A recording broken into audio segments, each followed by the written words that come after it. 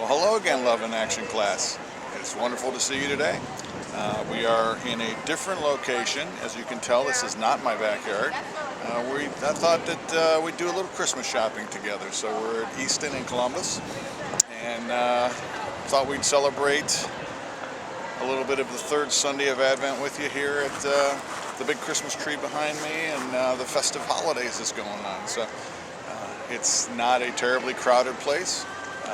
Obviously, got my mask so we can be a part of going shopping, but here we are.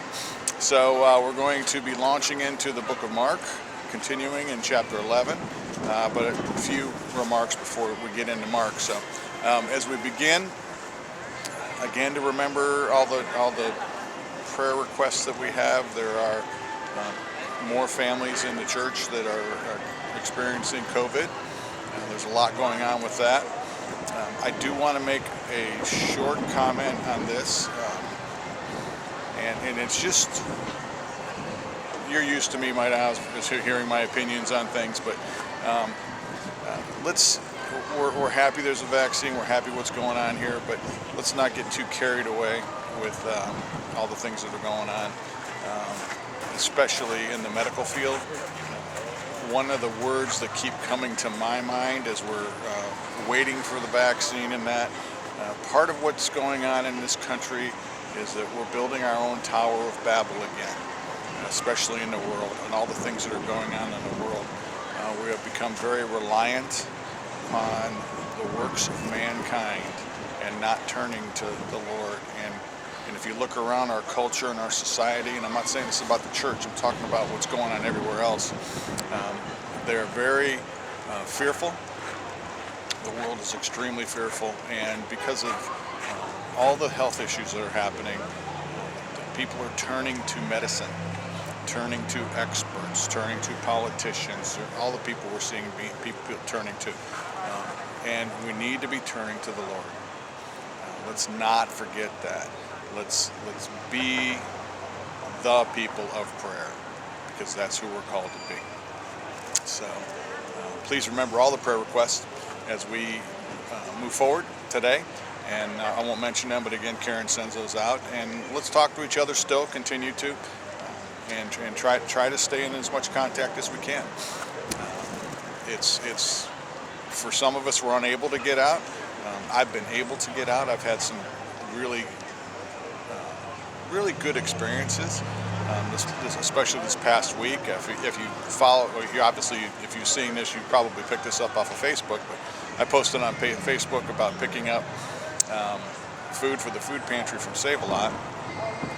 The picture that I put on there was a picture from my truck. Save-A-Lot had donated 90 bags of food on Thursday, and I got a call again late yesterday, being Friday, for today, which I stopped and picked up, and they had another 60 bags of food. So it's really interesting how this has all worked out. You never know, and you want to know, you really want to hear a little bit about how the Lord is the Lord who owns a cattle on 1,000 hills. This is how these things happen, because here we are, we're trying to serve the Lord, and we're not in desperate needs or anything like that, but God has still blessed us at the pantry. The church has been extremely faithful. We're actually not going to spend our entire budget this year because we've had so many people be very generous to us.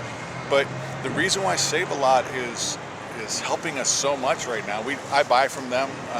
Some of our things that we get, usually when I purchase from Save-A-Lot. We have a good relationship with them. But the reason Save-A-Lot is having so many donations is their corporate offices came into the local store and told the general manager that he was not doing enough. They sell these bags in the store for $5 to customers, and he said that they were falling behind everybody else in that, and they wanted him to step it up. So the corporate office came to the local Save-A-Lot that really wasn't behind this too much, and told him that. And so then he calls me up a couple days after he does this, and they've started really presenting it to their customers as they're checking out, and we benefit from the actions of the corporate office to the local guy to give us the food.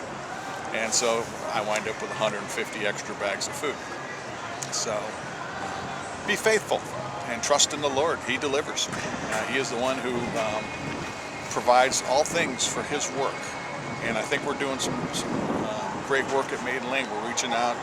We have a lot of needs in the neighborhood. While I've been out in these unusual times, not normal pantry times, running into more people in the neighborhood, just stopping by the house and we're able to help more people in need. So it's been amazing to watch how the Lord has worked in all that. This is the third Sunday of Advent. This is the Rejoice Sunday of Advent. This is the pink candle on all the candles. It's called Gaudete Sunday in the traditional church, and this is where we rejoice in the coming of the Lord, the coming of the King. This is so appropriate for the scriptures that we have today in Mark chapter 11. Today we'll be studying Jesus' entry into Jerusalem prior to the Passover, prior to all that is about to transpire, the very thing that he's been teaching on. So here on this third Sunday of Advent, as we are rejoice that God is providing, and he is going to deliver us from our own fall and the evil of the world that has beset us. And he has come to restore us back into right relationship with him. This is the time of rejoicing. It's kind of why I like being here at a time when people are kind of rejoicing. It's unusual. A lot of people wearing masks. I'm not, but right now. But the people who are walking around me are a little curious as to what's going on here. Some guy's filming right here. Nobody's approached me yet, but we'll see. If they do approach me, they're going to get a Sunday school lesson. So on the third Sunday of Advent, if you can make it to church tomorrow or today, whenever you see this, we will be. The church is open again. The church has done a very good job of social distancing within the church. The pews are marked out.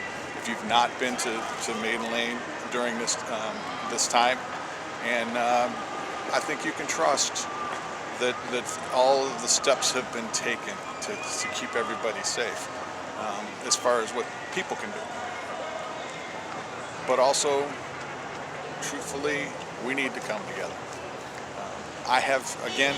I'll talk to you from my advantage. I have started, they needed some help with the sound crew again, so I've started doing sound on the live Sunday services again. And I'm the one that will be doing the sound in the sanctuary. Because of that, I have been there for these services that are done online, because I run sound in the sanctuary for the band and also just for the room itself. And it's good practice for me to run the room for the room itself. And the spirit of worship that has been in the church on Sunday mornings has been tremendous. It's a tribute to the prayers and to the faithfulness of the people who are receiving and the people who are leading in the worship and the pastors, because they have maintained they got that, Macy's, that they got sense. UGG, they have So there's Louis Vuitton. if you have the opportunity, please come on in and see. But if not, join us online. It's still wonderful. So to begin, we'll go into the lesson. So we are starting out Matthew 11, and to give us some perspective here, Jesus is starting to come to Jerusalem. This is his last trip to Jerusalem.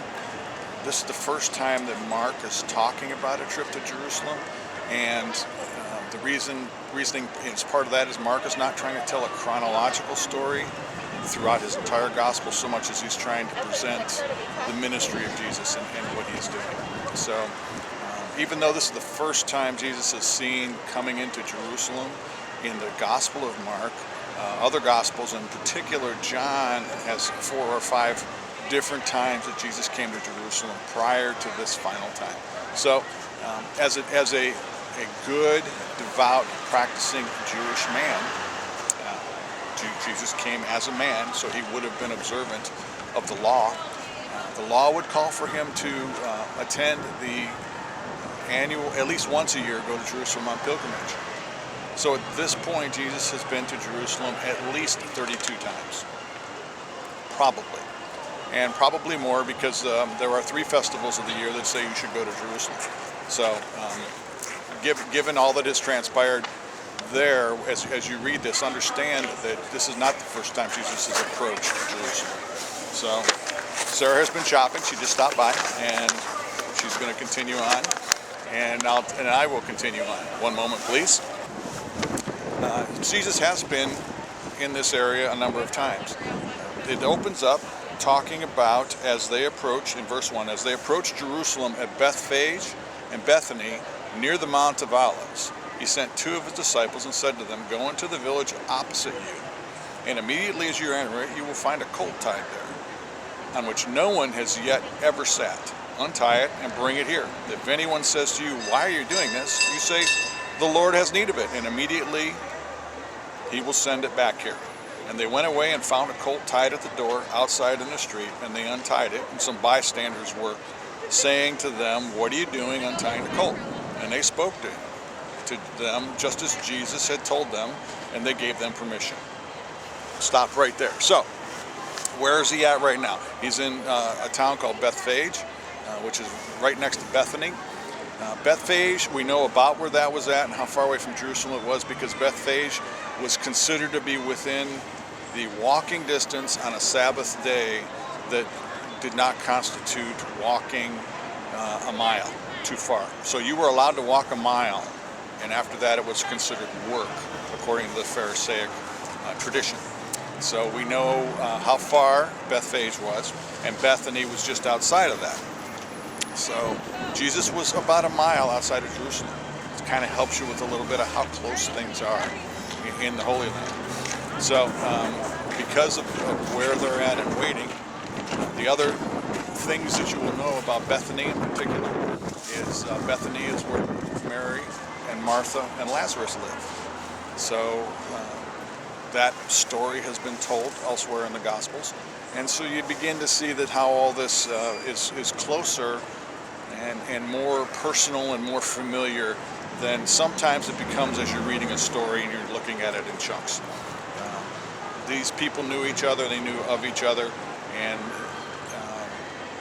this is very intimate. This is not just a collection of stories in the gospel. So they're in we'll just say Bethany, and so Jesus sends some disciples in to get this colt. Most of the study that I had read, and I'll agree with this, has said that Jesus prearranged this because he had been there a number of times and he knew this was going to happen. So I've always wondered a little bit. A couple of things today we're going to talk about. I've wondered a little bit about, but about how this all transpired. Why was the colt there? Why was someone very willing to allow their colt, which is like letting someone take your car, to just walk away with it?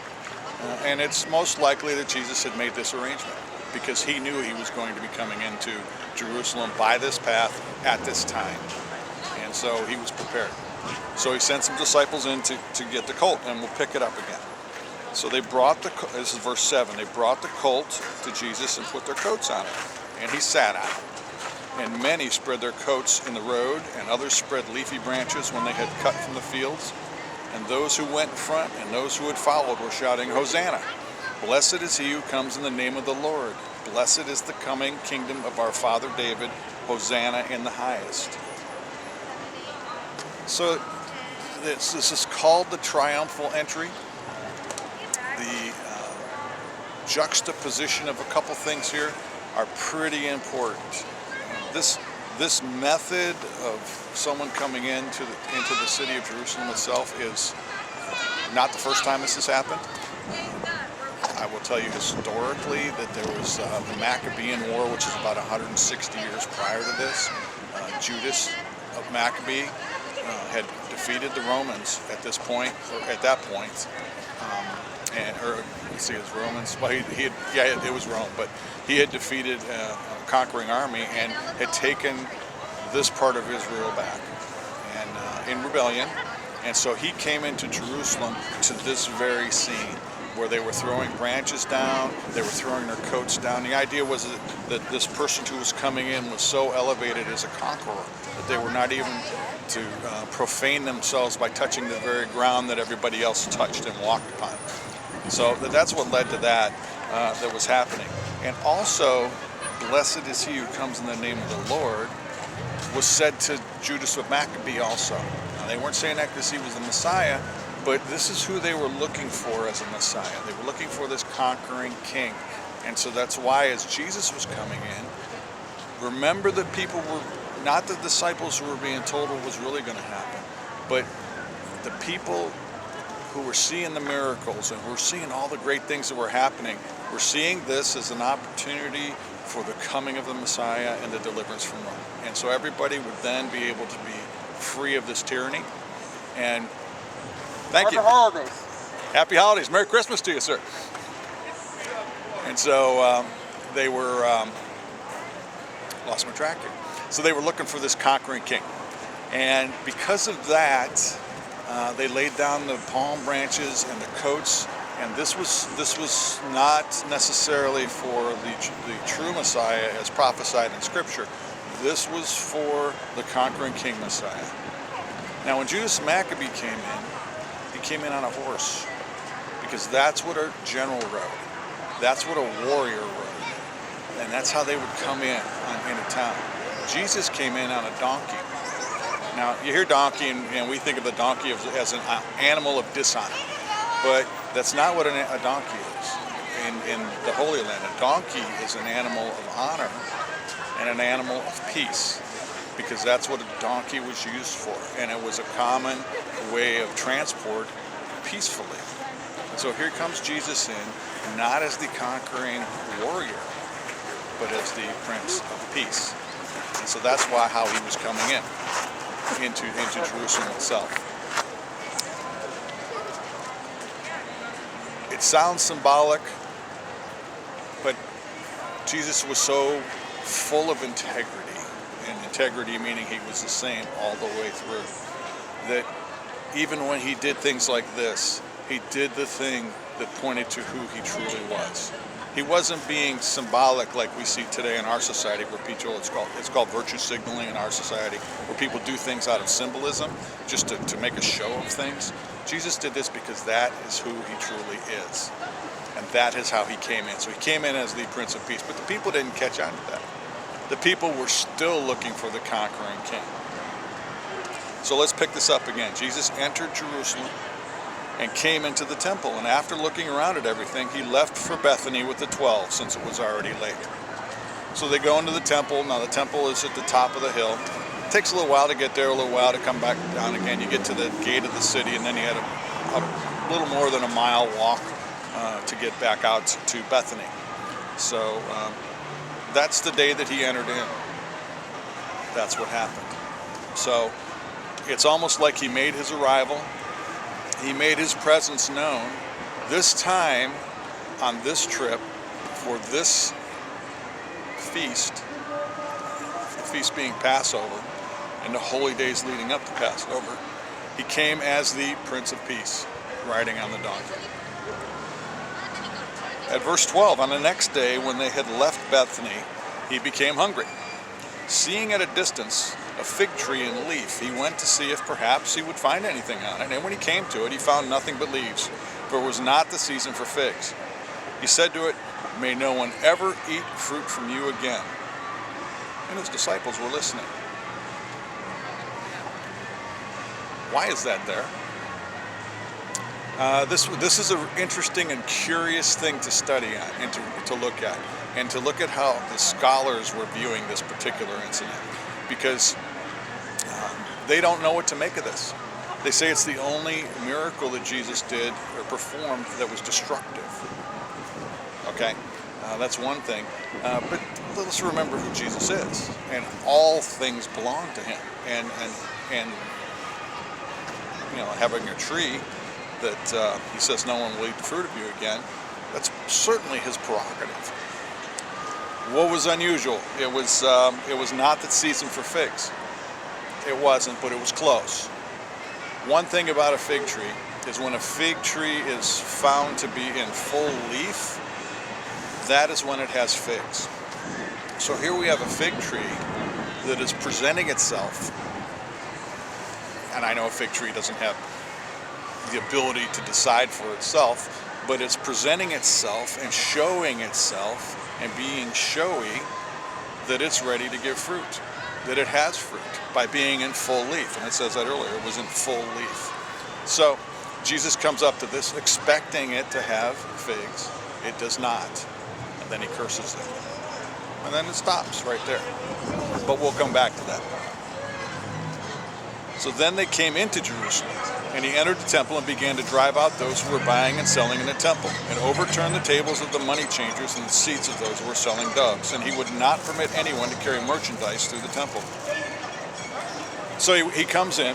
Understand what happens here. He walks into the court of the Gentiles in the temple ground. Now the temple itself, there's various, if you've studied the temple and you studied the tabernacle and you look at the temple and you think of it as a single building that rises up and it's golden, but part of the Temple Mount is about 30 acres and it's a walled area, a wall all the way around. And within that 30 acres is the temple itself. It's on the back end of one side.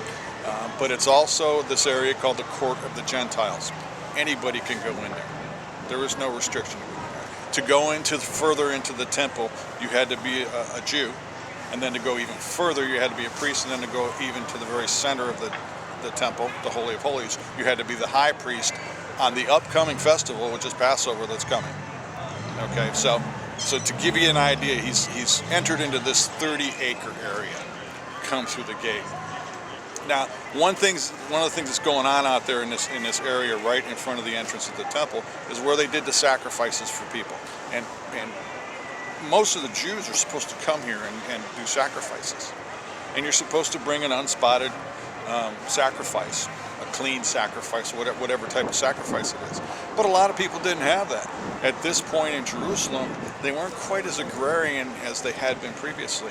And so they were making the pilgrimage, but then they were bringing money. And they were walking into the temple, and they were buying the animals for sacrifice. So they were exchanging for that. And that's how they got there. And that's what they were looking for their sacrifices. So rather than do their own, it loses something when you're not raising the animal and choosing your best and then taking it there for the sacrifice to God. And so they went in and they bought. Now, when they would go in to buy, they were coming from all over, so everybody had to get on a common currency. So the money changers were the guys who would exchange the money for a price. So you show up with $50 and I need 50 euros, so I charge you $20 to exchange your dollars into euros. That's what a money changer does, or pesos, or whatever you're exchanging it into. So they were turning it into the coin of the temple and exchanging that. And it was also, you were taking your local money so that you could make the correct temple tax donation. They called it the temple tax, but it was also the monies that were given in sacrifice. So it's a little more complicated than that. So these money changers sound like they're doing a service, but they're really serving themselves, and they're really there to make money. And they're making a pretty good living at this.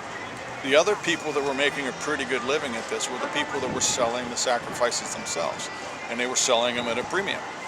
So you walked into this temple, which is this place that's supposed to be a place of prayer and a place of Gentiles, which is the witness to the Gentiles of the holiness of God and what's going on in the temple. And what do they walk into? The very first thing, you see all these Jewish people that are there just to make money, and they've turned it into this mall, this merchant mart, this place where I'm at right now. And it's no longer a wholly separate place anymore, but it's a very common place of commerce. And that is not God's temple. And so because of that, Jesus comes in and he overturns their tables. And he just starts going down and turning. I can see him. You can see him just go to the next one and the next one and the next one. These people yelling and screaming, "What are you doing? What are you doing?" And he's tossing them out and telling them to get out. This is God's place. And the Jewish people know who Jesus is. So nobody is really going to contest him at this point of the followers who know that the miracle maker has shown up. The great teacher has arrived. And whatever he's saying mean something to the common masses. Now, the people that are the Pharisees and the money changers and all those folks are all going to be upset by this, but they can't do anything about it. And so Jesus goes ahead and he overturns all the tables, and he's offended, and he's very offended, and rightfully so. Something we got to watch out for ourselves. So he does all this, and then he says, "Is it not written, my house shall be called a house of prayer for all nations, but you have made it a robber's den?" And the chief priests and the scribes heard this and began seeking how to destroy him, for they were afraid of him. For the whole crowd was astonished at his teaching. And when evening came, they would go out of the city. And as they were passing by in the morning, they saw the fig tree withered from the roots up. Being reminded, Peter said to him, "Rabbi, look, the fig tree which you cursed is withered." And Jesus answered to them, "Have faith in God. For truly I say to you, whoever says to this mountain, be taken up and cast into the sea, and does not doubt in his heart, but believes that what he says is going to happen, it will be granted him. Therefore I say to you all things for which you pray and ask, believe that you have received them, and they will be granted you. Whenever you stand praying, forgive if you have anything against anyone, so that your Father who is in heaven will also forgive you your transgressions." And then there's a final verse, which is verse 26, but this verse doesn't appear in the earliest manuscripts, and it seems like it's also an addition to explain, but it says, "But if you do not forgive, neither will your Father who is in heaven forgive your transgressions." I kind of like how it reads without that, but we'll get to that in a second. So they went out of the city, they're coming back. They walked by the fig tree that has withered from the roots up. So the tree is dying at its base. It's dead. And they are astonished. So let's talk a little bit more about the fig tree in the context of what happened here. So here we are. He's cursed the tree. They've come into Jerusalem. Jesus went into the temple. They left. They came back. He overturned the money changers, and then began teaching again in the temple, and his offense at the money changers. How does that all tie into the fig tree? So the fig tree itself presented itself on the outside as being true to what the presentation was, which was that it had figs because it was in full leaf. It did not have figs. So it was only looking like it bore fruit, but it didn't. This is starting to sound a little bit about now a lesson to us in how we're supposed to act. The same thing applied in the temple. The Jewish people were supposed to come to the temple to make their sacrifices, to pray and to be before God. But they were only coming to make the show of the sacrifice because they didn't even bring the sacrifice. They just brought money. And they brought money so that they could buy the sacrifices there. Wouldn't have to go through the whole idea of bringing the animals in, of caring for the animals, of everything that went behind that. And I don't know how the culture got there and why the culture got there, but it was becoming a show. And they were not there to do the things they were to do. They were not honoring the temple as the house of prayer for all nations. Acting holy, but not being holy, is being like the fig tree. Jesus was very specific about how he handled that situation. We need to really seek to be certain that how we present ourselves on the outside, which is for people, and understand that when we present ourselves on the outside, it's for people, is the same on the inside too, which is we are a people of prayer and a follower of God. It's really important that we do that and that we honor God in all that we do. And so as we go through our lives, we got to think about that, because that ties directly into why the money changers were wrong in doing what they were doing. You would think they were doing a service, but they weren't. Why, if there's this tree that's in full leaf, why curse it? Why not wait until it brings fruit? Well, because it was telling everybody it had fruit. And if you say you got fruit, you better have fruit. Because there are people who are going to come and look for the fruit. If we say we're Christians, we better have fruit. The fruit of the Spirit. And I'll leave that to you to look up in Galatians, Galatians chapter 5. But that's who Jesus is he's coming into Jerusalem. And he's coming in. And then he says, this section that is so misunderstood and so changed by some people. He says, have faith in God, and truly whoever says to this mountain be taken up and thrown into the sea, and it does not doubt in his heart, but believes that what he says is going to happen, it will be granted him. Well, yes, but that only happens for the fig tree that has fruit. That doesn't just happen because someone believes it's going to happen. You can even not doubt in your heart that God will do things, but part of showing faith and not doubt is how we live. And if you're going to show faith in God, you have to live with integrity. And just like when Jesus rode in on the colt at the beginning of this section here, he didn't do it for show. He did it because that's who he is. And that was the way to come in. And he was there to fulfill the scriptures that were written. And so that's how he came into Jerusalem. So when we pray and we do not doubt, but we also have to be living this life of faith. Now, it's not a quid pro quo thing where, okay, I'll live this way and then God will honor my living this way by giving. No, it's just be a person of prayer and be faithful and true to God. And then you'll know what to pray and how to pray. And that's a thing that we need to continue to be.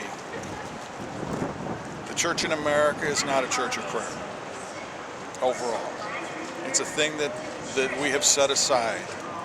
In some cases, we leave it to the professionals that are being paid, the pastors and the ministers and the people and the staffs, to do that on our behalf. And do you see how that doesn't work? Do you see that's not who you and I are called to be and who we're supposed to be? And so we need to be full of integrity and full of truth and be ourselves all the way through. And then, when those things happen, then the mountains are thrown into the sea. Now, the mountain itself, you could say he's talking about a physical mountain, but he's also talking about those insurmountable things that come into our lives. Those huge things that we have to battle with, and the things that pretty much exemplify the year 2020 that we've been through. So he says, therefore, I say to you, all things for which you pray and ask, believe that you have received them, and they will be granted you. Don't pray and hope.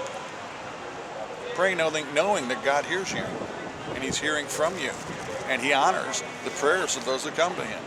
Now, here we're back to, well, what about getting a no from God? Oftentimes those happen because we haven't considered everything that's going on. Because we don't know how. We don't know everything. We are fallen creation people, and we need to continue to seek after God. I just read through this section, and I'll tell you that if you pray and you believe, God hears and God honors. I opened up talking about how he blesses the food pantry. We did not pray for Save-A-Lot to give us extra groceries. We do pray for God to provide the provisions that we need, and he does it sometimes through budgets, sometimes through extra gifts. This year I've had so many amazing things happen as far as people to giving to us. And it's just God providing the means and the needs that we have for the ministry that he's called us to do. And so he's honoring all of that. And that is what that means. Whenever you stand in prayer, forgive if you have anything against anyone. Forgive if you have anything against anyone, so that your Father who is in heaven will also forgive you your transgressions. I like it not having that last part because this is all on the very positive side. Because they're saying, forgive, and God will forgive. Don't let that be a hindrance to your prayers. Don't let that keep you from the fullest that God has to offer. So we'll stop there. We got to Mark 11:27. If you're wondering where I'm at Easton in Columbus. I don't know if I said that at the beginning or not, but there you go. And I'm an object of curiosity a little bit around me, which is okay. Actually, people are staying away from me right now, which is kind of fun. Some have listened a little bit, but that's all right. I'm glad to be able to do that. But thank you for being with me this morning, and I just pray grace and peace to you in Jesus Christ.